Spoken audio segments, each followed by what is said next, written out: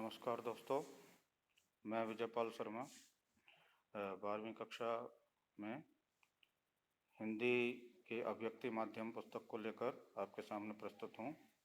आज उसमें कैसे लिखी कहानी को लेकर चर्चा की जाएगी।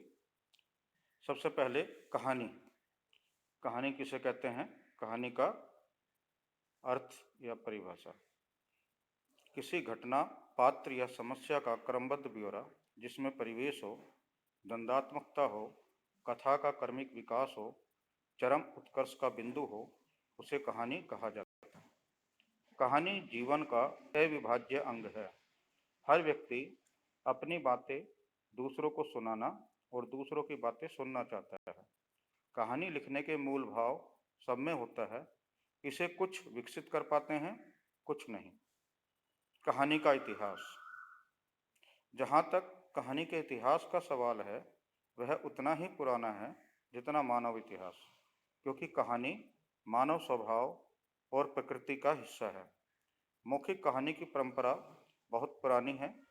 प्राचीन काल में मौखिक कहानियाँ अत्यंत लोकप्रिय थी, क्योंकि यह संचार का सबसे बड़ा माध्यम थी। धर्म प्रचारकों ने भी अपने सिद्धांत और विचार लोगों तक पहुँचाने के लिए कहानी का सहारा लिया था। शिक्षा देने के लिए भी पंचतंत्र जैसी कहानियाँ लिखी गई, जो जग प्रसिद्ध हैं। कथानक: कहानी का केंद्र बिंदु कथानक होता है, जिसमें प्रारंभ से लेकर अंत तक की कहानी की सभी घटनाओं और पात्रों का उल्लेख होता है। कथानक को कहानी का प्रारंभिक नक्शा माना जा सकता है। कहानी का कथानक आमतौर पर कहानीकार के मन में किसी घटना, जानकारी, अनुभव या कल्पना के कारण आता है। कहानीकार कल्पना का विकास करते हुए एक परिवेश, पात्र और समस्या को आकार देता है तथा एक ऐसा काल्पनिक ढांचा तैयार करता है जो कोरी कल्पना ना होकर संभावित हो और लेखक के उद्देश्य से मेल खाता हो। कथानक में प्रारंभ, मध्य और अंत कथानक का पूरा स्वरूप होता है। अगला कहानी का तत्व है द्वंद्व। कहानी में द्वंद्व के तत्व का होना आवश्यक है।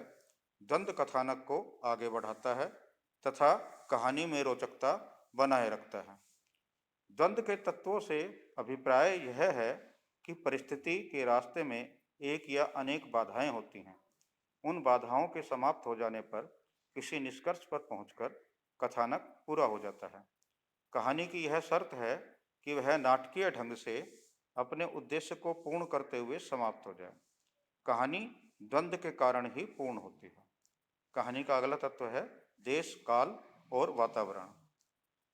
हर घटना, पात्र और समस्या का अपना देश, काल और वातावरण होता है।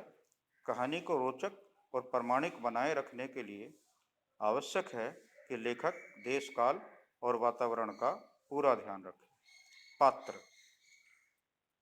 पात्रों का अध्ययन कहानी की एक बहुत महत्वपूर्ण और बुनियादी शर्त है।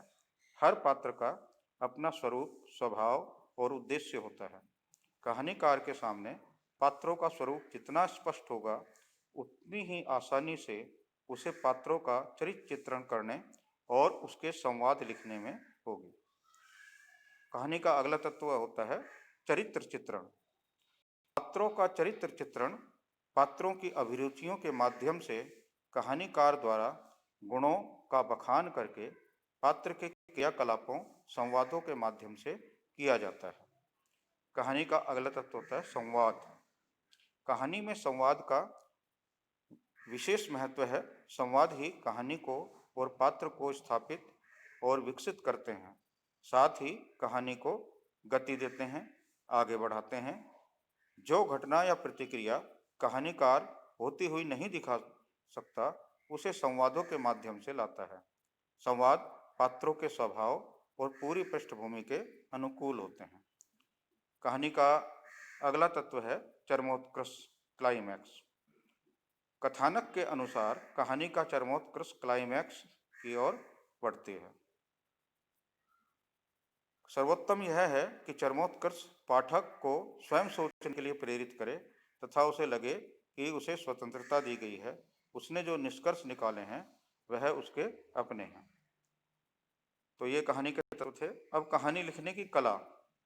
कहानी लिखने की कला को सीखने का सबसे अच्छा और सीधा रास्ता ये है कि अच्छी कहानियां पढ़ी जाएं और उनका विश्लेषण किया जाए। तो बच्चों, ये कहानी लेखन के बारे में पाठ था, कैसे लिखें कहानी। इसके मुख्य बिंदु हमने बताए, कहानी का अर्थ बताया, कहानी का इतिहास बताया और साथ में कहानी के तत्व बताए। अगली कक्षा में हम इससे संबंधित प्रश्न लेकर आपके सामने प्रस्तुत होंगे।